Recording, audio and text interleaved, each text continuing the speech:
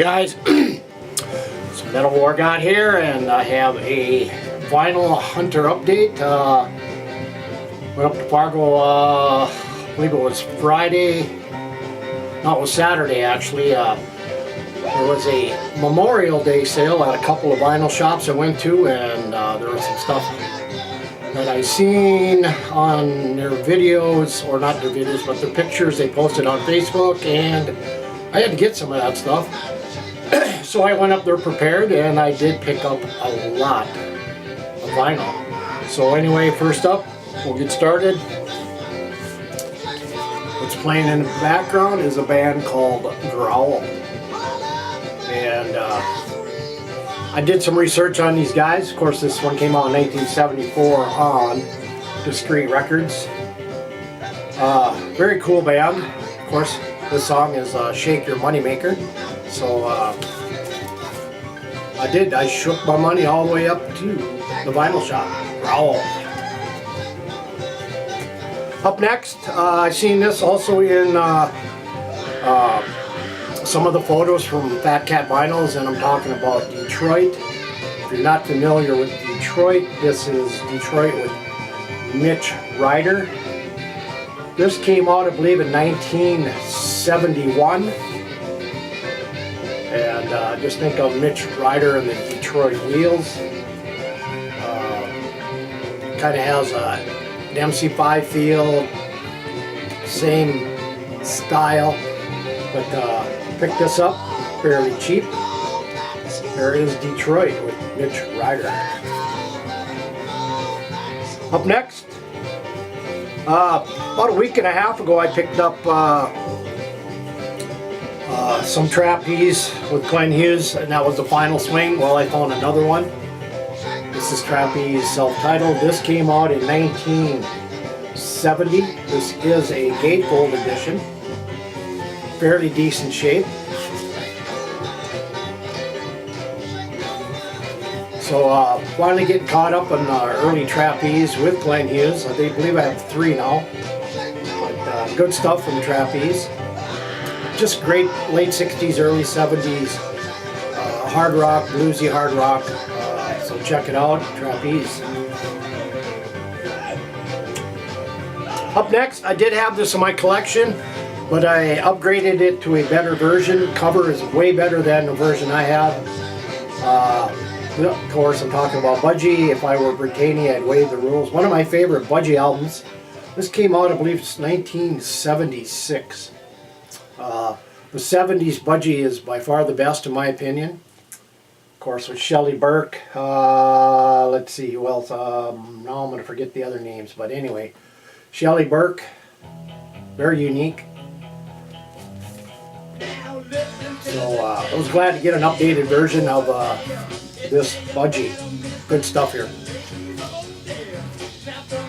Up next, I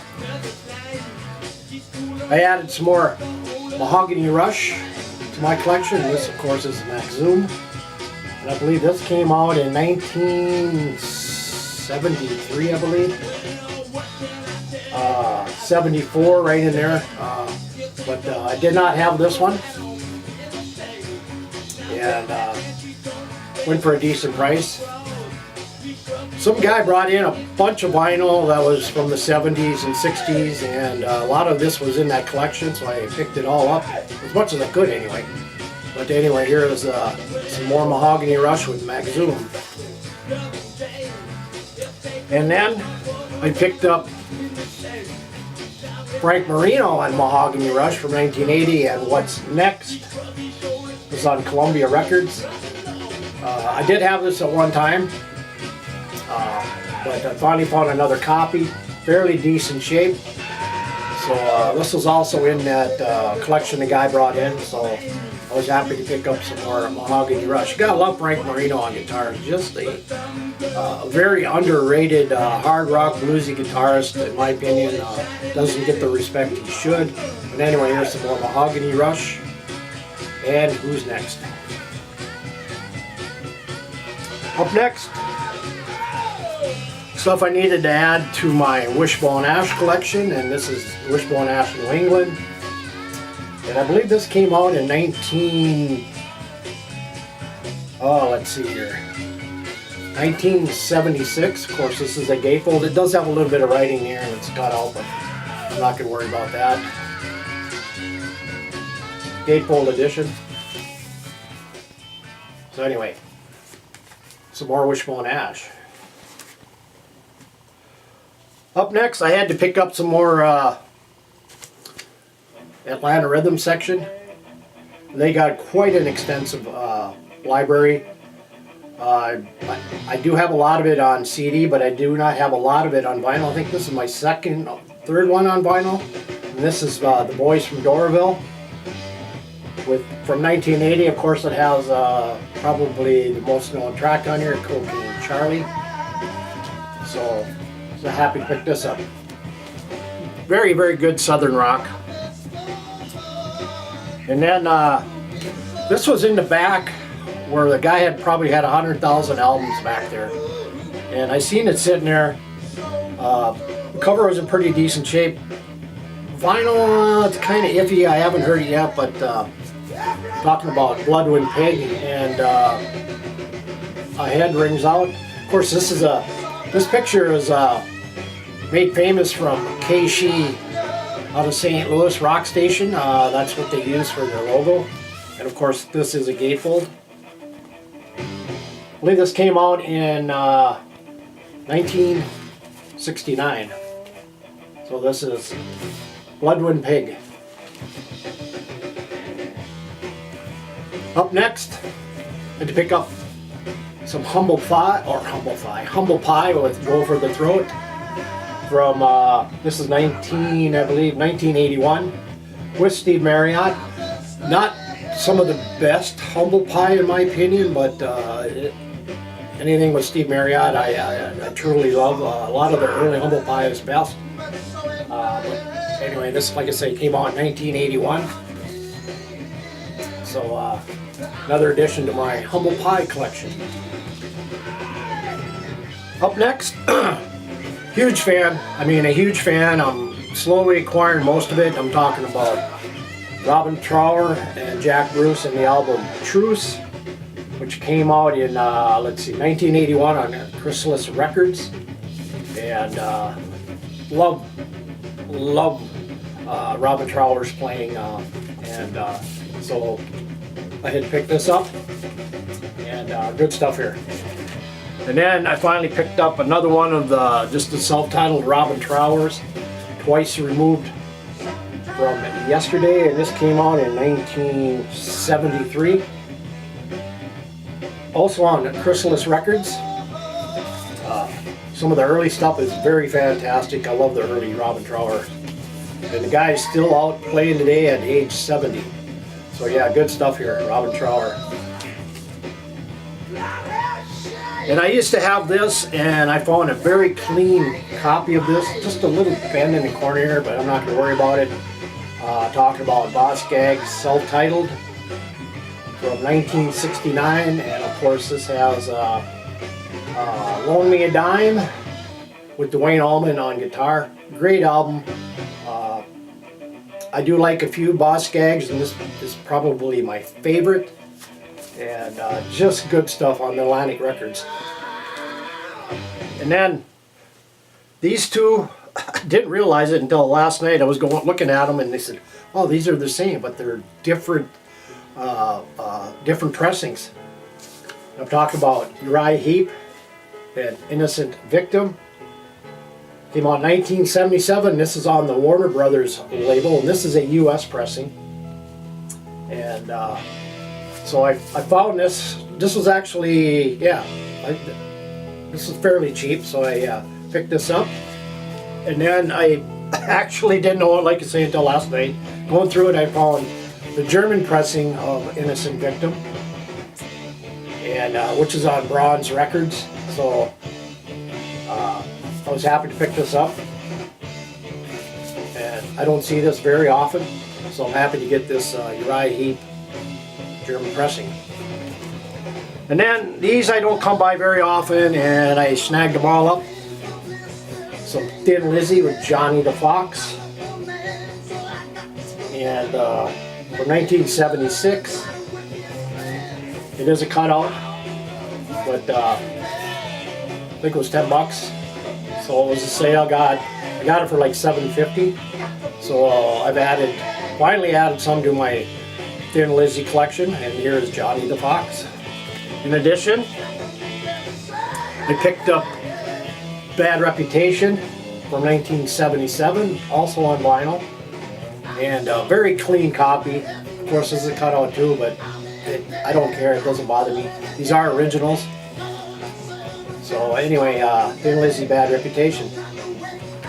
And then the last one I seen was Thin Lizzy Fighting, also was a cutout.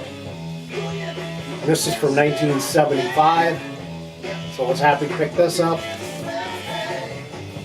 So I'm slowly acquiring my Thin Lizzy albums one by one, so 3 editions today. Thin Lizzy Fighting. And then I never see this, and I love Jeff Beck, but I picked up Jeff Beck and the Yardbirds with Shapes of Things. This is from 1972, I believe. Maybe it was earlier than that, but anyway, I very rarely see this, and it was in there, so I picked it up. The cover's fairly decent shape, the vinyl's in fairly decent shape. This is on Springboard Records, so this is an original. So here is Jeff Beck and the Yardbirds with the Shapes of Things. Up next, I do have some, but I picked up more. I'm talking about Spirit and Future Games, A Magical Kahuna Dream. Of course, Spirit with Randy California. And this is from 1977. And of course, probably my favorite album from Spirit is 12 Dreams of Dr. Sardonicus. I'm actually looking for some Randy California with Captain Copter and the Whirlybirds, so I have not yet come across any, but I'm still looking, but I'm glad to pick this up. And this is, again, Future Games from Spirit. And then I picked up some metal. I got a decent price for this. I don't see this ever. Talking about Picture and the album Night Hunter. This is on Carrera Records. This came out in 1982. So I was happy to pick this up. Have not spun it, but the vinyl seems to be in very, very good shape. So cover's in good shape. So I was happy to pick this up. And then it's funny because there's a little sticker on this, but I picked up some virgin steel too.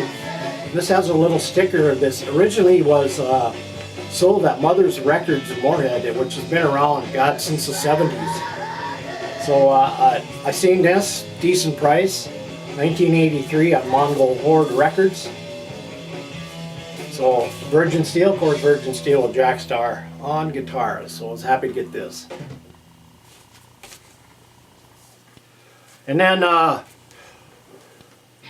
picked up some Motorhead. Iron Fist, sealed, re-release. Originally come out in 1982.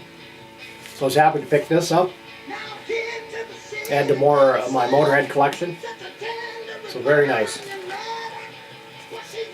And then I picked up the Rods Live. And this was from, I believe, 1974, 73, 74. And I don't come across these very often, so I picked it up. And so yeah, some more rods in the collection. And here is the Rods Live. Got a few left here. And then here you have the Rods in the Raw, also from 1983. Okay, the live one was also from 1983. So I picked this up. And I'm going to be interviewing Carl Canadian from the Rods on June 7th on Sonic Asylum Radio. So if you're interested, come on over and listen to the interview.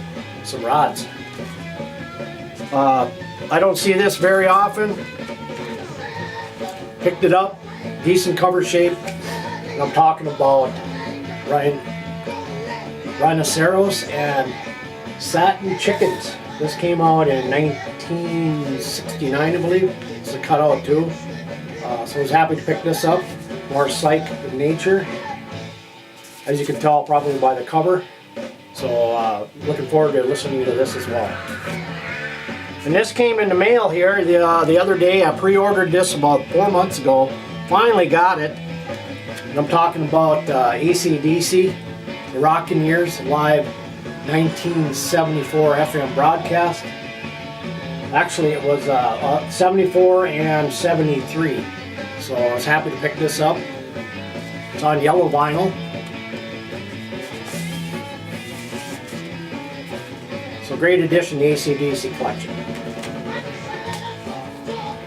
And then I never knew who this was. First time I ever seen it was the other day. A band called Kid Dynamite. These are featuring former members of the Steve Miller Band. They left and formed this band, Kid Dynamite.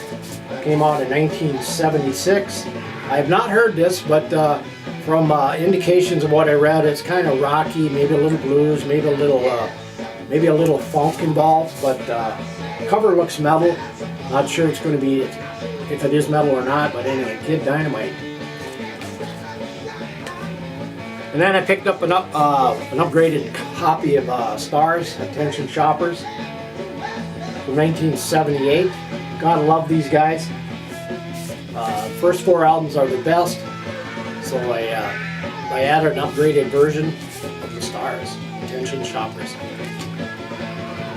And then getting down to the last 2, when I bought the first one, I did not pick this one up. I went back, I was hoping it would be there.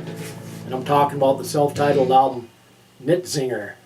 This is from 1972, I believe, so I was happy to get this. So good stuff here. And this is a gatefold. Just Texas hard rock from the 70s. So good stuff here.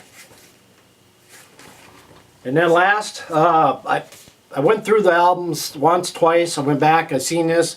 I don't know how I overlooked it, but a band called Pig Iron. It's from 1970.